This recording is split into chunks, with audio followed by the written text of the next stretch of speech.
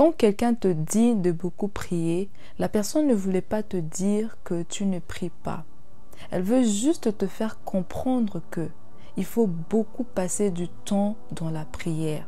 Puisque si tu es devant une situation qui est par exemple à 90 degrés et que toi tu passes du temps dans la prière que à 30 degrés, il serait très difficile pour toi de surmonter ton problème. Si par exemple ton cas demande de passer 1 heure dans la présence de Dieu, 1 heure dans la prière et que toi tu passes seulement 20 minutes, 10 minutes, il serait très difficile de surmonter ton problème.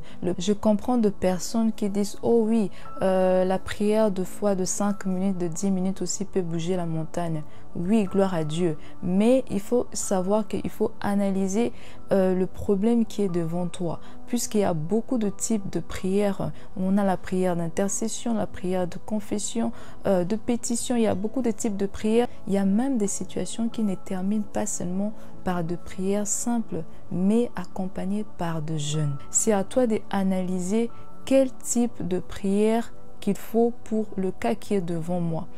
Et autre chose, c'est qu'il faut savoir, derrière beaucoup prier, passer beaucoup du temps dans la présence de Dieu. Si ton esprit, par exemple, que je dirais, c'est un muscle, c'est-à-dire que tu es en train de muscler, de fortifier ton esprit pour que ton esprit soit capable de soulever cette montagne. Alléluia. De soulever cette montagne, ça demande que ton esprit soit musclé.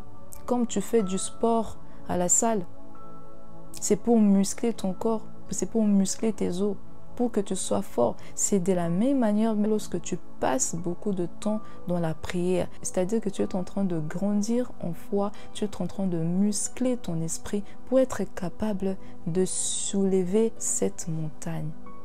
Alléluia. Alléluia.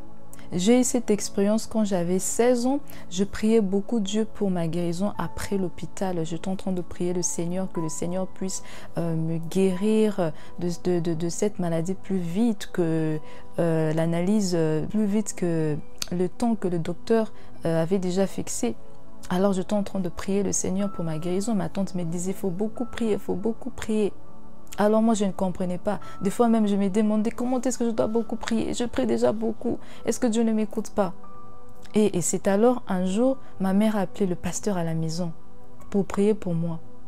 Et lorsqu'il a fini de prier pour moi, il m'a demandé, tu pries combien de minutes? J'ai dit, j'ai pris 30 minutes. Et il m'a dit, est-ce que tu peux ajouter 15 minutes? C'est là que j'avais tout compris. Pourquoi on nous demande de beaucoup prier? C'est là que j'avais tout compris. C'est comme si le Seigneur m'avait directement répondu à travers cet homme de Dieu. Il m'a dit, ajoute. Quand j'ai compris cela, c'était mieux, c'était plus que même 45 minutes. Parce que je voulais voir le résultat. Et plus tu te fixes du temps, le temps que tu passes dans la présence de Dieu, dans la prière, tu gagnes aussi de jours qu'il faut pour surmonter ton problème. Alléluia.